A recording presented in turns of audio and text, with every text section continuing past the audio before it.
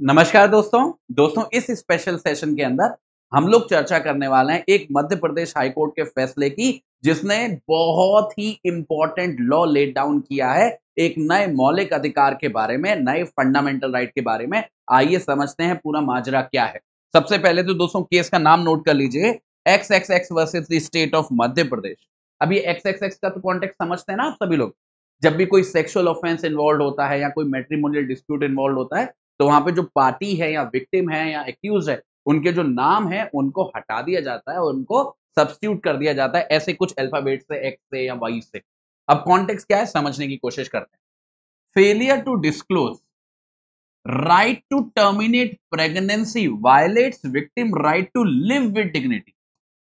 क्या कहने का मतलब है, अगर कोई भी महिला है, ध्यान से सुनिएगा, तो अगर कोई भी महिला है जिसके साथ अपराध हुआ है, और कौन सा अपराध हुआ है, रेप का अपराध हुआ। अब ये जो रेप का अपराध है, चाहे हमारे इंडियन पीनल कोड के अंदर कवर हो रहा हो, सेक्शन 375 के अंदर या किसी अन्य सेक्शन के अंदर, चाहे अगर ये अपराध किसी बच्ची के साथ हुआ है, किसी ऐसे व्यक्ति के साथ हुआ है जिसकी उम्र 18 साल से कम है, तो पॉक्सो एक्ट के अंदर कवर हो रहा हो। दोनों ही परिस्थिति में वो जो विक्टिम है उसके बारे में एक फंडामेंटल राइट, एक मौलिक अधिकार रिकॉग्नाइज किया जा रहा है आर्टिकल 21 के अंदर।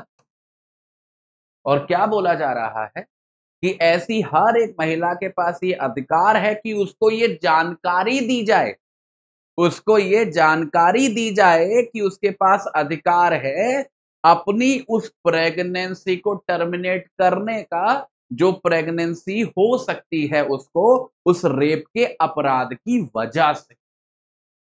ये जानकारी प्रोवाइड कराना किसकी जिम्मेदारी है, पुलिस की जिम्मेदारी। किसकी जिम्मेदारी है, डॉक्टर्स की जिम्मेदारी है जो मेडिकल एग्जामिनेशन कंडक्ट कर रहे हैं। और ये उस महिला के कॉन्टेक्स्ट में अगर देखें तो उसका फंडामेंटल राइट, और कैसे ट्रेस किया है आर्टिकल 21 में, right to live with dignity. आप सभी जानते हैं आर्टिकल 21, तो आर्टिकल 21 के अंदर मोटा मोटा दो राइट दिए गए, right to life and right to personal liberty. उसके बाद कई सारे जजमेंट्स में लाइफ ये जो शब्द है इसको कैसे इंटरप्रेट किया है, अ लाइफ विद डिग्निटी, मतलब केवल जीवन से काम नहीं चलेगा, एक गरिमापूर्ण जीवन होना चाहिए। उसी आधार पर मध्य प्रदेश हाईकोर्ट क्या कह रहा है कि हर एक महिला विक्टिम का, जो रेप की विक्टिम है, उसके पास ये अधिकार है कि उसको ये जानकारी दी जाएगी कि वो अपनी प्रेगनेंसी को टर्मिनेट कर सकती है, क्योंकि ये जरूरी है उस विक्टिम के लिए, उस महिला के लिए, कि वो एक गरिमापूर्ण जीवन जी सके उस अपराध के होने के बाद में। ये कॉन्टेक्स्ट बना। अब दोस्तों कुछ बातें हैं जो हम लोगों को समझनी होगी इस बारे में। देखिए, आम तौर पर जब भी हम किसी कानून के संबंध में जानकारी की बात करते हैं कि किसी व्यक्ति को किसी भी कानून के बारे में जानकारी होनी चाहिए या उसे पता होना चाहिए, ऐसी सब सिचुएशंस में जो प्रिजम्पशन अप्लाई होता है वो ये होता है कि अगर कोई भी लॉ है जो हमारे देश में लागू होता है, तो हर एक व्यक्ति को ये उसकी कानून की जानकारी होगी, ऐसा हम लोग मान के चलते हैं। तो कल को अगर कोई व्यक्ति कोई अपराध कर रहा है तो वो ऐसा कोई डिफेंस नहीं ले सकता है कि मेरे को तो पता ही नहीं था कि ऐसा कोई अपराध एग्जिस्ट भी करता है, या फिर ऐसा करना कोई अपराध है। या फिर अगर कोई भी व्यक्ति है जो किसी कानून के अंदर अगर फायदा नहीं ले पाता है समय रहते हुए, कल को वो ये शिकायत नहीं कर सकता है कि मुझे तो पता ही नहीं था कि ऐसा कोई कानून है जिसके अंदर मैं फायदा ले सकता हूँ। तो आम तौर पर जहां तक अवेयरनेस की बात है, अवेयरनेस ऑफ लॉ की बात है, जिम्मेदारी उसी व्यक्ति की होती है जो ऐसा कोई भी राइट क्लेम कर रहा होता है। तो आम तौर पर तो हम ऐसी कोई रिस्पॉन्सिबिलिटी नहीं डालते हैं किसी भी इंडिविजुअल व्यक्ति पे, चाहे वो पुलिस हो, चाहे लॉयर हो, चाहे डॉक्टर हो, कि वो जानकारी प्रोवाइड करता रहे।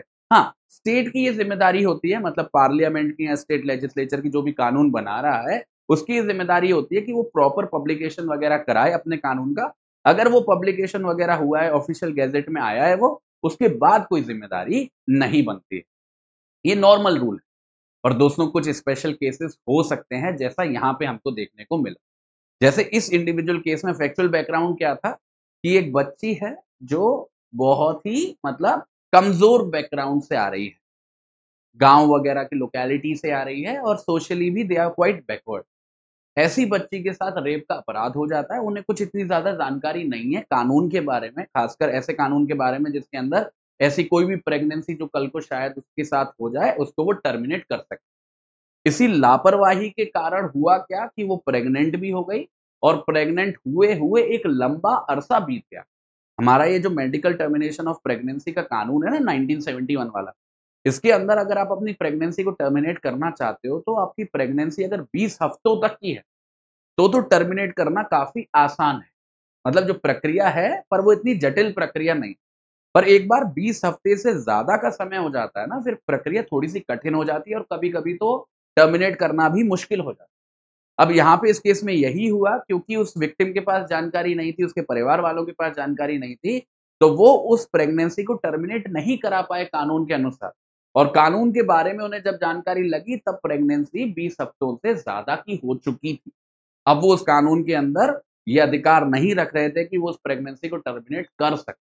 तो इस कॉन्टेक्स्ट में मध्य प्रदेश हाईकोर्ट ने बोला कि ऐसी सिचुएशन में हमको जिम्मेदारी डालनी होगी पुलिस ऑफिशियल्स के ऊपर, डॉक्टर्स के ऊपर जो मेडिकल एग्जामिनेशन वगैरह कंडक्ट कर रहे हैं, कि वो ऐसे कानूनों की जानकारियां दें जिससे कि वो जो लोग हैं, जो पिछड़े हुए लोग हैं, जिनको शायद वो एक्सेस नहीं है इंफॉर्मेशन की तरफ, उन तक वो जानकारी पहुंच सके, तो और वो उन कानूनों का फायदा उठा सके। पर ये दोस्तों ये कोई आम गाइडलाइन नहीं है। जैसे आमतौर पर हम देखते हैं कि किसी भी केस के अंदर कोर्ट फटकार लगा देता है और बोल देता है कि आपने इंफॉर्मेशन क्यों नहीं दी। ये कोई आम केस नहीं है। कोर्ट कह रहा है ऐसी किसी भी जानकारी को पाना उस महिला के लिए, उस विक्टिम के लिए उसके फंडामेंटल राइट का पार्ट है। मतलब it is being interpreted as a fundamental right. और उसका परिणाम समझते हो कि कल को अगर कोई महिला रही जिसको ये जानकारी नहीं दी गई पुलिस के द्वारा, डॉक्टर्स के द्वारा, तो ये माना जाएगा कि उसका मौलिक अधिकार का हनन हुआ है, जिसकी वो शिकायत कर सकेगी आर्टिकल 32 का इस्तेमाल करके सुप्रीम कोर्ट के सामने और आर्टिकल 226, 227 का इस्तेमाल करके हाई कोर्ट के सामने।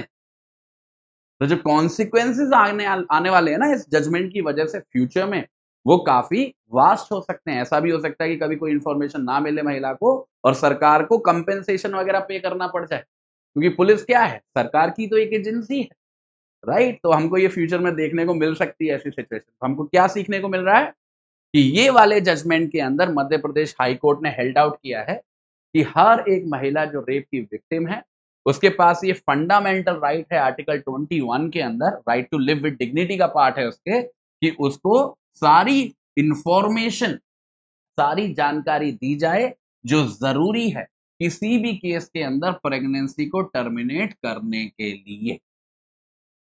ठीक है, क्लियर है? अब यू ऑल क्लियर सोफा? तो इससे जुड़ा हुआ एक फटाफट से क्वेश्चन देख ले।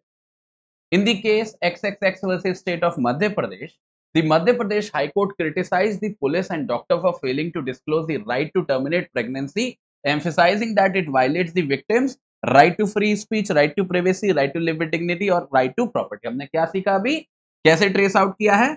right to live with dignity का पार्ट माना है आर्टिकल 21 के अंदर। अगर किसी भी महिला को यह जानकारी नहीं दी जाती है कि उसके पास अधिकार है उसकी प्रेगनेंसी को टर्मिनेट कर।